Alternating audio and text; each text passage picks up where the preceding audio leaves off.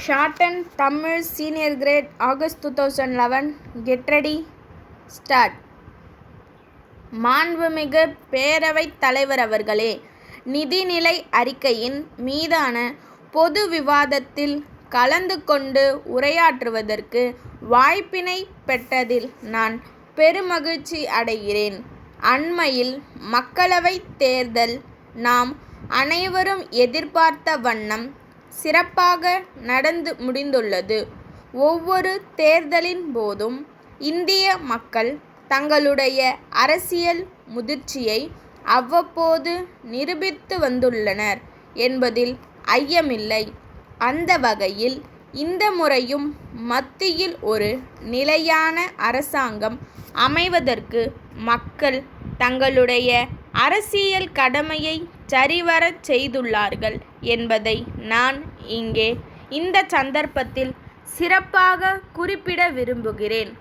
அடுத்தபடியாக, விருப்பு வெறுப்பு ஏதும் இல்லாமல் நேர்மையான முறையில் மக்களவைத் தேர்தலை நடத்தியதில் இந்திய தேர்தல் ஆணையம் நம் எல்லோருடைய பாராட்டுகளையும் நன்மதிப்பையும் பெற்றிருக்கிறது என்பதில் நாம் அனைவரும் பெருமை கொள்ளலாம்.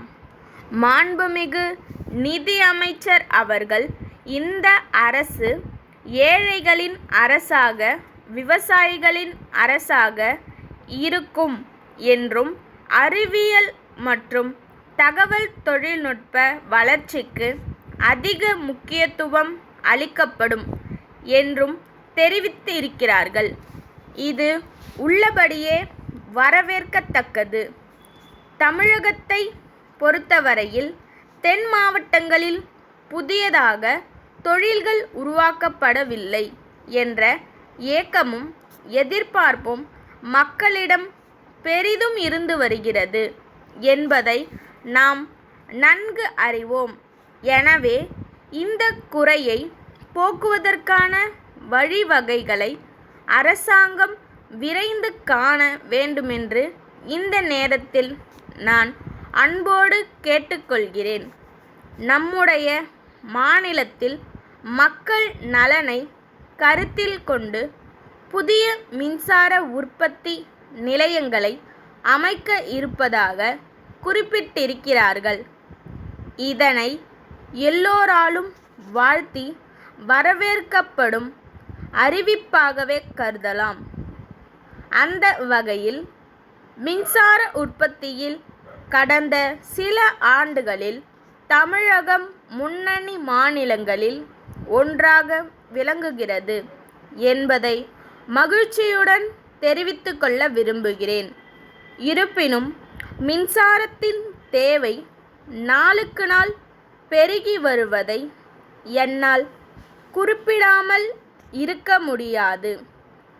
இதனை கருத்தில் கொண்டு சூரிய ஒளியிலிருந்து மின்சாரம் உற்பத்தி செய்வதற்கு மேலும் பல திட்டங்களை உருவாக்க வேண்டியது அவசியம் என்பதை சுட்டிக்காட்ட விரும்புகிறேன். தொழில்களில் உயர்ந்தது உழவு தொழில் என்பதை நாம் அனைவரும் ஏற்றுக்கொண்டிருக்கிறோம். இந்த தொழில்தான் மக்களுக்கு தேவையான உணவு தானியங்களை அள்ளித் தருகிறது. மேலும் மற்ற தொழில்களுக்கு பயன்படும் மூலப்பொருட்களையும் வாரி வழங்குகிறது. ஆயினும் தற்போது விவசாயம் லாபம் தரும் தொழிலாக இல்லாமல் இருப்பதால் தலைமுறையாய் இந்த தொழிலில் ஈடுபட்டிருந்த மக்கள் மற்ற தொழில்களை நாடி நகர்ப்புறங்களுக்கு செல்லும் செய்திகள் கவலை அளிப்பதாகவே உள்ளது.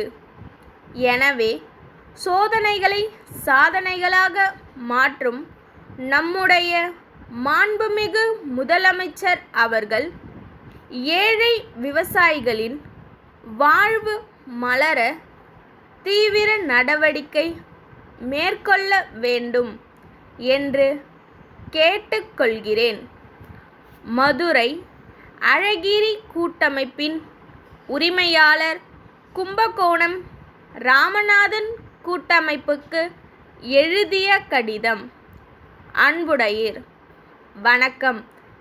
கடந்த சில ஆண்டுகளில் தமிழ்நாட்டில் வண்ண மீன்கள் வளர்ப்பு தொழில் 2 மடங்காக வளர்ந்துள்ளது என்பதை மகிழ்ச்சியுடன் தெரிவித்துக் கொள்கிறோம்.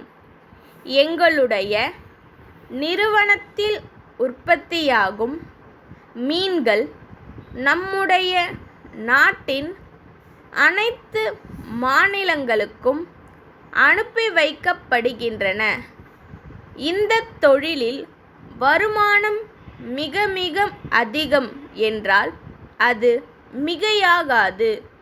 இருப்பினும் இந்த தொழில் நம்முடைய மாநிலத்தில் வளராமல் இருப்பதாக தங்கள் கடிதத்தில் எழுதியிருக்கிறார்கள்.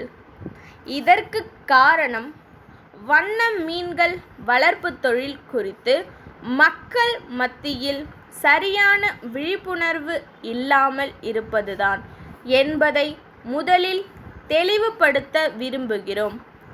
குறையாக தெரிவிக்கப்படும் விஷயங்கள் சில இருந்தாலும் வீட்டில் இருந்தபடியே தொழில் செய்ய நினைப்பவர்களுக்கு நிச்சயமாக இது வளமான வாழ்க்கையை கொடுக்கும் என்பதில் ஐயமில்லை. மிக குறைந்த முதலீட்டில் மிகச் சிறிய இடத்தில் மீன்களை வளர்க்கலாம். எங்களுடைய இந்த விளக்கம் தங்களுக்கு மனநிறைவை அளிக்கும் என்று நம்புகிறோம். தங்கள் நம்பிக்கையுள்ள ஸ்டாப்.